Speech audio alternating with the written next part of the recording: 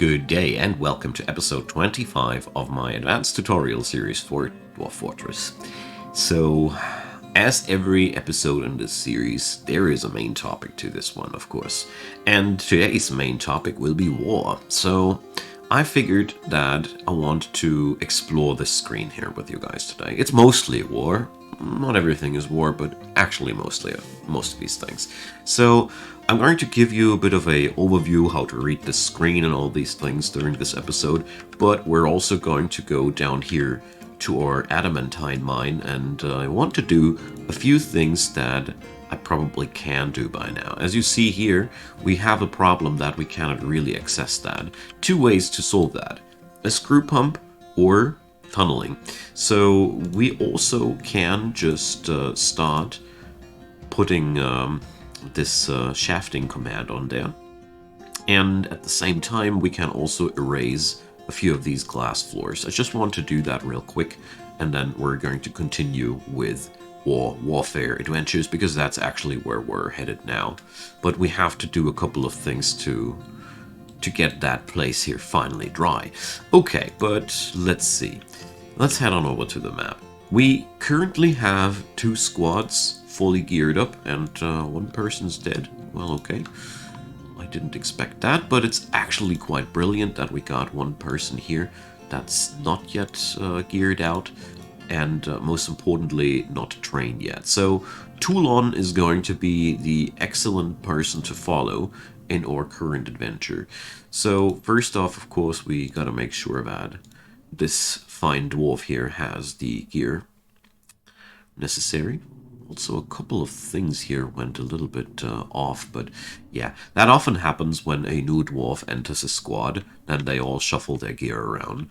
I've seen that several times, and it's nothing unusual, so don't be worried about that. So here goes the dwarf for the tunneling job. So this way we can free up more squares down here, but in all honesty, we're just going to go the screw pump way, so I can demonstrate how that works as well. You know, it's always a fine thing to know how you can lay these places dry. So it's going to be quite a simple thing. Screw pump goes here, and since it's going to be only a temporary thing, I'm not gonna be going nuts about securing that properly. So we got now everybody geared up. Alright, so let's have a look-see at our good friend Toulon here. It's really important to note that. So here, yeah, Toulon is a complete rookie, so, you know, she doesn't have any skills in terms of warfare yet, and that's exactly what I wanted to have. Because, you know, when we're going to war, this does develop the skills of a dwarf, and I'm going to showcase with Toulon how beneficial war can be for rookies. Now, but I'm getting ahead of myself. First off, let's read this map. This place here, that's us. If you click center on fort, you get a nicer focus on that. Sadly, zooming in, not possible. This is as good as it gets. So we have, first off, the color coding that I should explain. Gray things we are at peace with, basically neutrality or no contact, as you see here. Blue stuff, that's your own civilization, so you cannot attack these. Green stuff, allies. Red stuff, war. So every map is entirely different, you know? Since there's a complete procedural generation for the whole world, you will never have a world that's resembling another. For example, this one is very special in its own way, as we have here almost no goblins. By the way, all these different icons, they resemble civilizations. These houses, that's humans. The forest, the tree thingies, that's elves. And those burrows and stuff, that's dwarves, of course. And these puddles, can't describe them better, that's the goblins. Goblins come in pits, and there's also fortresses. The sprites are slightly different. It's really hard to discern, but here I have a fortress right next to a pit. Yeah, I wish we could zoom in harder, but I don't know how. If you know, let me know. So, jokes aside, this is what we're working with. So every one of these places can be interacted with. We cannot interact with things that are inaccessible due to water, so everything on that island here is inaccessible. Funnily enough, this is the only place in the world where the goblin civilization actually managed to thrive. The rest of the world, they got submitted by all the other civilizations. Stuff happens, you know. Sometimes you have a world full of necromancers, sometimes you have a world devoid of goblins, sometimes the goblins are the rulers of the world. It's really fun to see how different the game rolls these things. So, for us, we're going to go for something very, very basic. We're going to do a direct attack on an enemy place first. So, when you go over these, you can now see Goblin Hillocks of Craft Wound. Population, who's the government. The government name is basically just the same stuff as your own local government. More important is the civilization. This is the larger faction. Here we are the Muscular Standard. By the way, I love this civilization's name. Can't get tired of pointing that out, how funny I find these guys. They sound like quite a buff squad. But jokes aside, here the Channel of Kisses, the Confederacies of Chanting, and the Fenced Tundra, the Everlasting Dale. So you see there's various different factions, and pay attention to the civilization so you know who's with whom, the site government's name, and the rest will wildly vary. So, in a nutshell, everything which ain't a fortress is pretty harmless. So, fortresses, though, they are really hard to tackle. So, we're going to go over here to this place here, Dark Goblin Pits of Hate Flies. Wonderful place. And we're going to attack them, and when you left click that, the screen opens. So first off, you get to select what you want to do with that place. Raiding, pillaging, and razing, well, you know, that's a stealthy approach. Open attack, destroy the site attack. We can also demand tributes, one-time tributes, ongoing tributes, or you can also occupy that place. So for us, we're going to start out with a destruction job, and we're sending the dimpled busts to that place. The more squads you send, the higher the chance that the destruction of the site will actually commence. Sometimes you need several attempts until that thing happens. So we're going to send these guys over there as our first mission. There we go. Now you just need to right click, and now if you want to change something, you can find that mission over here in the screen. But I want to do more than that. So here, this place, we have no contact with them. It's a fortress, so we're going to be careful with the butters of it. Man, sometimes this random name generator is just too much for me. And here we are going to demand a one-time tribute. The thing is, demanding a one-time tribute is Dwarf Fortress's way of getting in contact with civilizations. Funnily enough, well, these guys, they won't do trade with us, I think. It's a dark human fortress after all. But if you are in no contact, for example, with these elves, here we are at peace. If you want to interact with a civilization, like getting them to send you traders, you got to force tribute from them. Then they will come for your place and send traders. It's like that. Don't ask. So we're going to release them now. And as you see here, they have locked in their orders. This squad goes to raise the place. This goes to demand these go to demand tribute. And we could now follow our friends to check out how they leave the map. So we have another forgotten beast in town. So let's see, a towering pterosaur. All right. And it's sadly in our main premises, so, well, we have to lock up our place again. Okay. So here's what happens when you lock up your caverns, when you send people outside. They get trapped there. It's a bit of a pathing problem because the game is not able to choose a different path once they chose that one. Well, probably they're going to run into the Forgotten Beast. But I'll take it like that. You know, with Dwarf Fortress, there's two ways of playing the game. It's playing either safe or playing for fun. There we go. I knew it. I prefer this one because, you know, give your dwarves a opportunity to find glory in combat. And as you see here, they're totally spanking that thing. Yeah. So our dudes just took that monster to go, you know. In all honesty, this was no smart move, okay? But I saw that beast and it had only deadly spittle, and I was like, I think they can take that. But here, what I want to illustrate with this whole little anecdote here is your boys can leave the fortress on the surface and down below. I was just distracted by the ice. I don't look that often onto the surface. So, yeah. And now you see who's still in fortress and who's around and who's already on the road. And these guys already came back. Here we got a feedback. The future letters have returned. Wonderful. So once you have that, you get a report. So the report, you can just right click it, and so they actually received treasure. So we didn't get all or a few things, and well, alright, here it's still at no contact.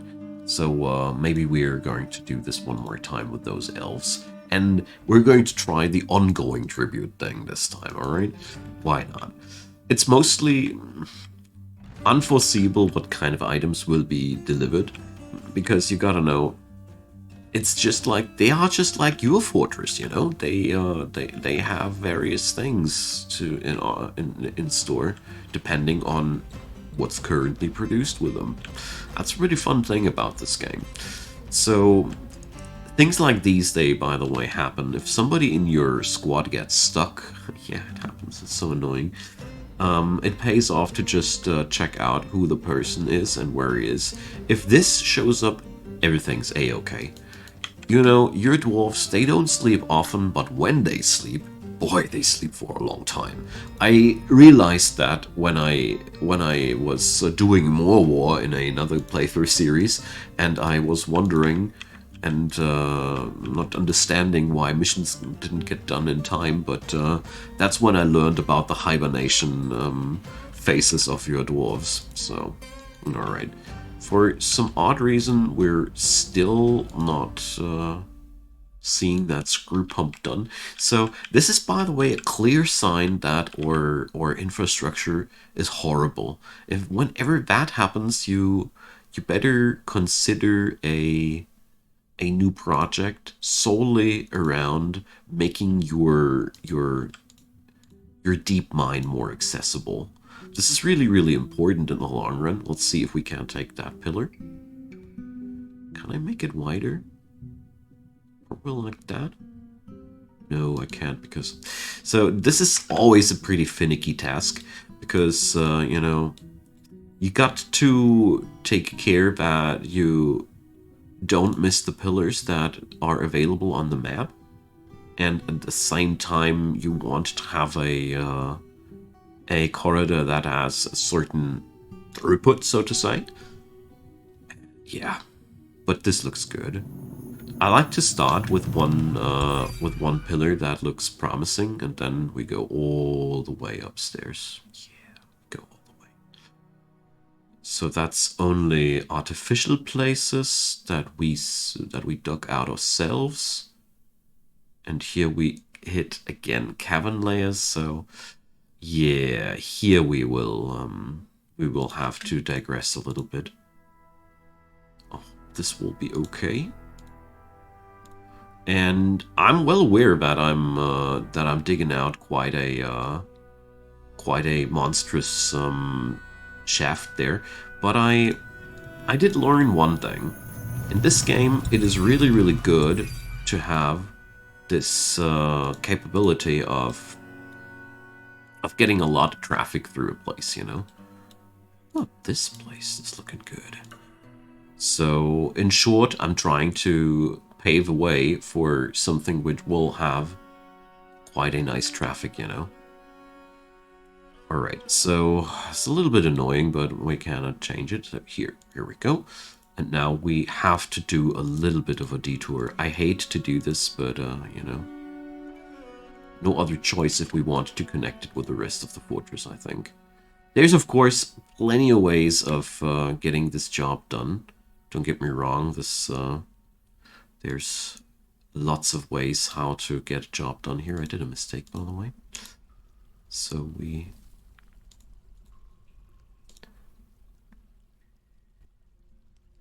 cannot do this like that. We have to do this like that. So take your time when you're planning these. But what's really important is that at the end of the day, you will end up with something like that. So this will then be a direct connector to the deep mine. This way your folks will waste so much less time with traversing down to the deep, deep depths of your mine. You know, it's really important that you have a direct access at some point. My experience at least. So yeah, as you see here, we're plummeting still. I'm still scrolling though. So here we go. Let's see, I haven't finished this one yet, so I got to do something about all these messages in a second, but you know, here we go. Here we're finally done with the job. So, one of the children went mad. I bet I forgot another artifact again. I bet it's been one of these things. Alright, so the other squad came back again, and here we have another report, and so they secured tribute from them. They will now come back every now and then, and they offer summer tribute. Wonderful. So now we will see these people more often. Brilliant, brilliant. Okay, let's start that screw pump and let's get over to the last point that I want to illustrate, but I want to wait until the dimple busts are back. So here the staircase drilling goes just like intended. I'm happy. And now we started the pump. So cavern dwellers, okay. Alright. Or military dwarf is there. We're going to send the entire squad there. That's what we got them boys for. Alright. But let's see. Oh no. They took one of them down. Oh, I now know who died there. It's been a monster hunter, actually. So let's see how this goes for these wascally webbits.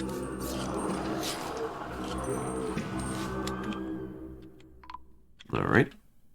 So people are fleeing from that now when they see that. Most of them are, at least. And here finally comes the military. So look at that army. It's not unusual to have maps that have these. You know, it's always, like I said, every world is different, you know. And therefore, you got to pay attention to the kinds of threats that are lurking in your maps. This is an amazing amount of rat people. Gotta say, there's quite a lot of rodent men here. Wow. Okay, so that's, by the way, why you should always try to keep at least one squad of your folks at home, whatever you're doing, because that was quite the invasion.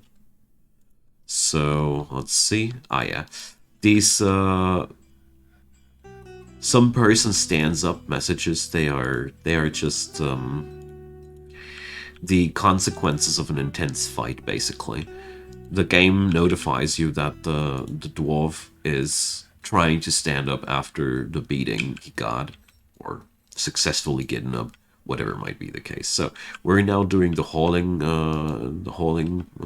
bonanza here, and at the same time we finally can get to the report of Hatefly's attack. So the folks went over there, And here you now get a complete report. The tribute reports were not really that interesting. So here you get a complete thing about how the attack went and who killed whom, and you know, it's all very, very specific. And so if there is no message at the end that the locale was destroyed by the dwarves, it's still around if you gave a raising command. And here we have the spoils. It's pretty cool. We not only got some items, we also got beak dogs. That's brilliant that we get to talk about beak dogs. So beak dogs are the war dogs of the goblins, basically. You know, these are, well, they are quite interesting animals. I try to summarize them somehow. The interesting part about beak dogs is that they don't need food. I know it sounds weird, but it's like that. They are not correctly coded or so. I bet that somebody can explain that better than me. By the way, where are the orderlies to pick up that poor guy here? Let's check that out. We only got 3 orderlies? Oh boy, that's not enough. I was thinking something like that. So it's always good to pay attention to the aftermath of your combats, by the way. I know I just got sidetracked yet again. But, you know, it was quite important to me. Anyways, so we're going to go now and check out the last... Wait a sec. Paper maker, forgotten beast, paper maker. So, well, how did that come together? All right. So, here we had a little bit of a,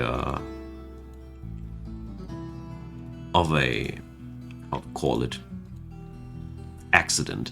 I didn't foresee that here we would breach the caverns in between, and now we have a potential opening for forgotten beasts. So you see how these things can easily propel your fortress into massive fun.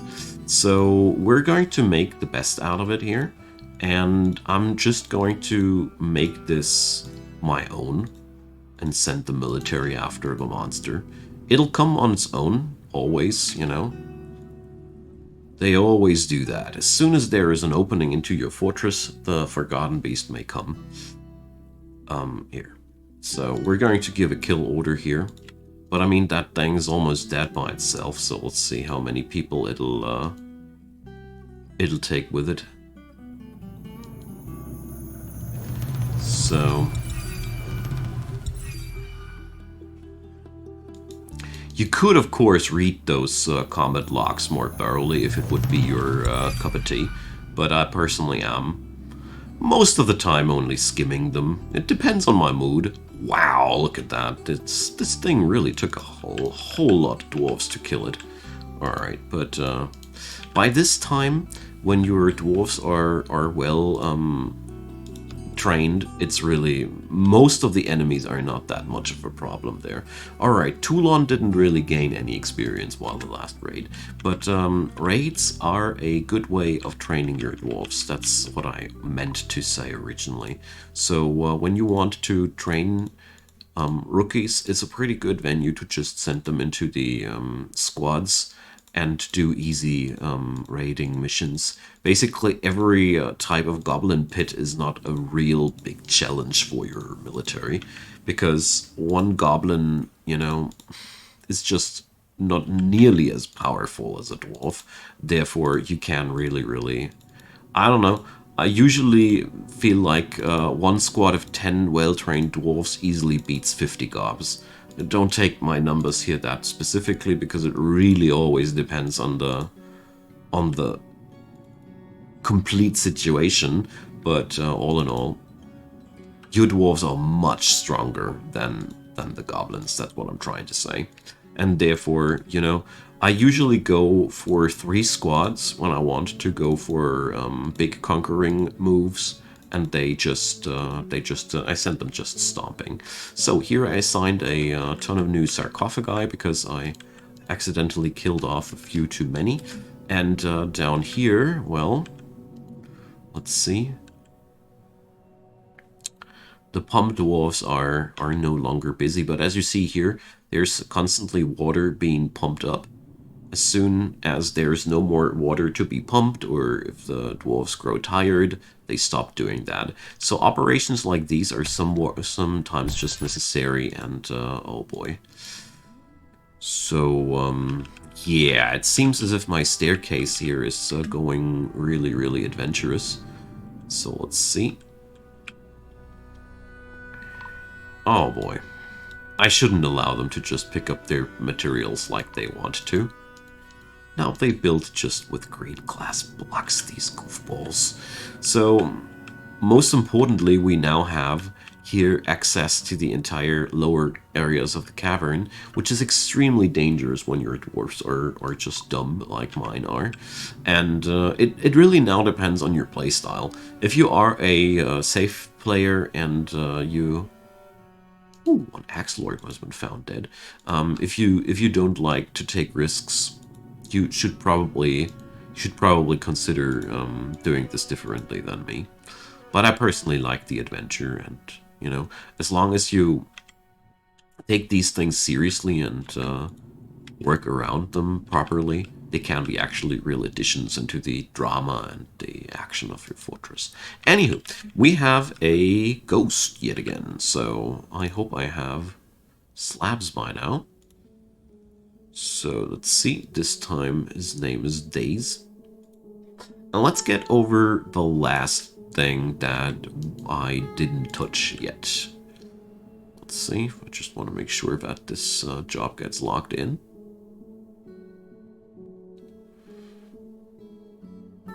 That's interesting. Has the ghost been put to rest? Anywho, let me make a mace and then we talk. So, I'm going to make a bronze mace, why not? Okay, so the last thing you can do here is you can also conquer and occupy, or demand surrender and occupy. So occupation of areas, I haven't been playing around too much with it. I don't know what you actually get out of them. If you are receiving tributes out of these or not, please fill it in the comment section. I just noticed that I failed to look this up. But it's simply like that. If you occupy a place, the squad that you sent there will take command of the area. This will also put them there.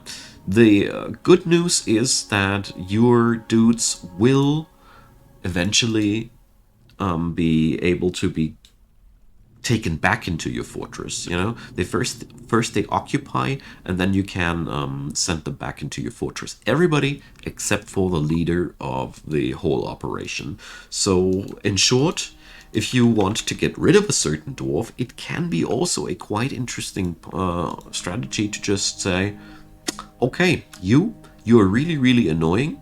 I'm going to make you the commander of my fortress, of my next raiding party, and then you go off and stay there. So necromancers can be getting rid of. It just depends on your own liking how you want to do this, you know. Just wanted to point that out, that this is a really, really wonderful way of dealing with these things. And here, there's the beak dogs. So, beak dogs, well, I like them insofar as they are like warhounds, just for free. They don't need food, they don't need anything. They can't be trained as far as I know, correct me where I stand wrong. And what I'm doing here with these folks is I'm putting them here down on a pasture where they can defend the base.